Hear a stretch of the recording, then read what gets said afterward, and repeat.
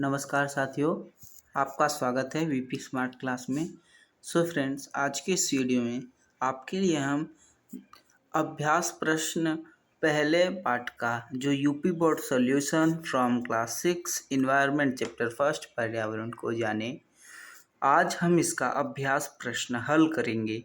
तो चलते हैं फ्रेंड्स अपने वीडियो की ओर और अपने अभ्यास प्रश्न को हल करते हैं। सो लेट्स स्टार्ट करते हैं दोस्तों। प्रश्न क्रमांक पहला देखिए, निम्नलिखित प्रश्नों के उत्तर दीजिए। क दिया है आपका प्रश्न कि पर्यावरण से आप क्या समझते हैं।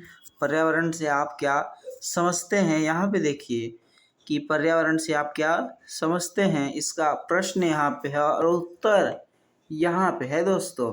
उत्तर यहाँ पे है, तो इसका उत्तर भी देख लेते हैं कि जल, वायु, प्रकाश, मिट्टी, पेड़ पौधे आदि जिसमें हम चारों ओर से घिरे हुए हैं, ये एक साथ मिलकर हमारा पर्यावरण कहलाता है।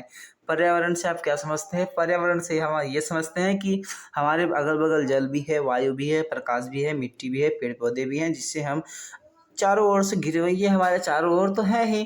तो ये सब मिलकर हमारे प्राकृतिक पर्यावरण यानी ये हमारे पर्यावरण कहलाते हैं।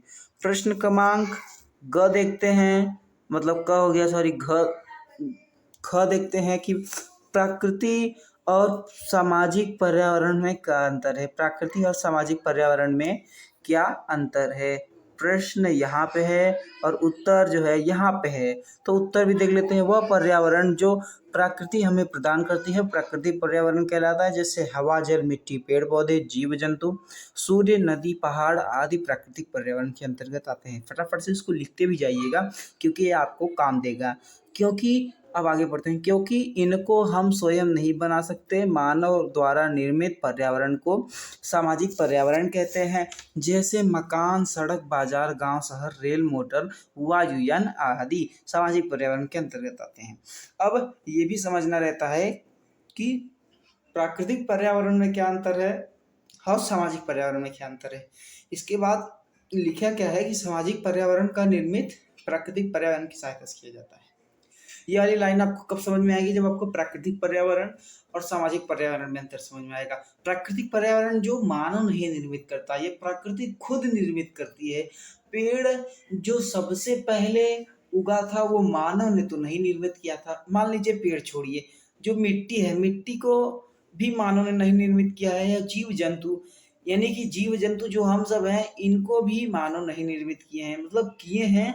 जो सबसे पहले शुरुआत थी ये प्रकृति ने की थी। और अब सीधा सा सिंपल सा सवाल यही देख लीजिए कि पहाड़ को मानव ने नहीं निर्मित किया, नदी को भी पहाड़ ने नहीं निर्मित किया, सूर्य को भी पहाड़ ने नहीं निर्मित किया, ये प्रकृति का देन है। तो इसी को प्राकृतिक पर्यावरण कहते हैं। और क्योंकि इसे हम स्वयं नहीं बना सकते, ये भी ठीक है। मानव समाज द्वारा निर्मित पर्यावरण को सामाजिक पर्यावरण कहते हैं, जैसे मकान। अब मकान, सड़क, बाजार, गांव, शहर, रेल, मोटर, वायुयान आदि सामाजिक पर्यावरण के अंतर्गत आते हैं। उसके बाद लिखा है कि सामाजिक पर्यावरण का निर्माण प्राकृतिक पर्यावरण की सहायता से किया जाता है। हाँ जी हाँ दोस्तों, किया जाता है ना। कैसे? मकान आप बनाते हैं तो मिट्टी में बनाते हैं ना। और मिट्टी क्या है?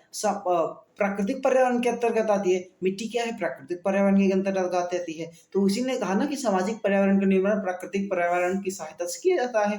तो बात सिंपल था कि हमने जो है मिट्टी के ऊपर अपना मकान बनाया, तो इसलिए हमने प्राकृतिक पर्यावरण की सहारे से ही अपना घर बनाया ना। अब प्रश्न क्रमांक ग देखते हैं। ग देखिए, ग इसके बाद उत्तर भी देख लेते हैं। यहाँ पे है हमारा उत्तर, ये उत्तर ही है ना। इसके बाद इसको भी देख लेते हैं, ठीक है। तो नदी, झील, इसको थोड़ा सा साइड में कर देते हैं हम, ठीक है। यहाँ पे देखिए, हाँ देखते हैं कि नदी, झील, सागर, महासागर, पठार, पहाड़, रेगिस्तान, मैदान, हवा, धूप आदि अजैविक घटक हैं। अपने पर्यावरण के 10 अजैविक घटकों के नाम बताइए। इसका ये उत्तर है प्रश्न क्रमांक पहले का ग। तो इसका आपने समझ लिया। अजैविक मतलब जिसमें जान नहीं होती। नदी, झील, सागर, महासागर, पठार, पहाड़, रेगिस्तान, मैदान, हवा, धूप आदि अजैविक घटक हैं। घ वाला देखिए दोस्तों कि अपने विद्यालय परिसर में पाए जाने वाले जैविक घटकों की सूची बनाइए। पेड़ पौधे, लताएं, गिलहरी, चिड़िया, बच्चे, शिक्षक आदि। तो जैविक मतलब जिसमें जान होती है, जिसको अपने आप मतलब इधर उधर टहल सकता है, चिड़िया भी उड़ सकती है, बच्चे भी, शिक्षक भी। शिक्षक मतलब बड़े लोग, बच्चे मतलब छोटे लोग। तो ठीक है, तो यहाँ पे शिक्षक का मतलब जो पढ़ाते होते हैं, टीचर भी आप किसी का भी ले सकते हैं। प्रश्न क्रमांक दूसरा देखते हैं, क्या है कि रिक्त स्थान की पूर्ति करें। दोस्तों रिक्त स्थान की पूर्ति करें, तो यहाँ पे भी देखिए उत्तर में मतलब कि यहाँ पे दिया गया है जो भी, तो प्राकृतिक जल स्थल वायु पेड़ पौधे एवं जीव जंतु भरा जाएगा। जीव जंतु भरा जाएगा, तभी इसको हम बोल्ड किया गया है कि जो आपको समझ में आ जाए कि ये भरा है। तो जो भी बोल्ड किया है अक्षर यहाँ पे देखिए, आपको मैं बता देता हूँ एग्जाम्पल के लिए। जैसे ये हो गया, ठीक है, और ये मतलब सॉरी रुक जाइए अभी, जैसे मान लीजिए ये हो गया, ठीक है, ये हो गया, फिर ये हो गया, यहाँ पे देखिए फिर छोटा छोटा है ना, ये भी हो गया बगल में, फिर पूरक भी हो गया, फिर जलमंडल भी, और फिर जंतु जीव यानी जीव जंतु भी। तो ये सब हमारे क्या है, भरे जाएंगे ही ना। तो जितने भी भरे जाएंगे यहाँ पे भी आप उतार लीजिए देख के कि प्राकृतिक स्थल जल वायु पेड़ पौधे एवं जीव जंतु से मिलकर बनी है, जीव जंतु से मिलकर बनी है। और ग वाला देखिए कि पृथ्वी के जल वाले भाग को जलमंडल कहते हैं। जल मंडल, एक गिलास पानी लेंगे इसको जलमंडल नहीं कहेंगे। इस जलमंडल किसे कहेंगे, जल के समूह को। जलमंडल किसे कहेंगे, जल के समूह को, उसे जलमंडल कहते हैं। ग वाला देखते हैं, जैविक एवं अजैविक एक दूसरे के पूरक है। जैविक और अजैविक एक दूसरे के दुश्मन है भाई, दुश्मन।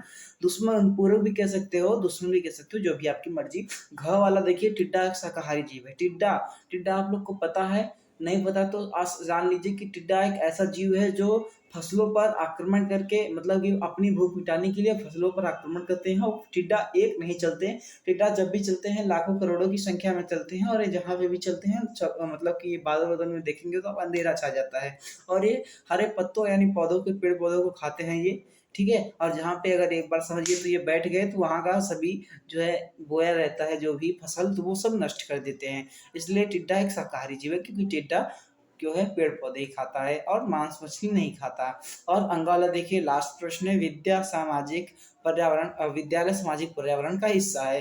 विद्यालय जो है ये मानव ने बनाया, इसलिए मानव ने बनाया, तो मानव सामाजिक पर्यावरण के अंतर्गत आते हैं, यानी सामाजिक पर्यावरण का हिस्सा है। तो अभी तक के लिए बने रहे, तब तक के लिए जय हिंद, जय भारत।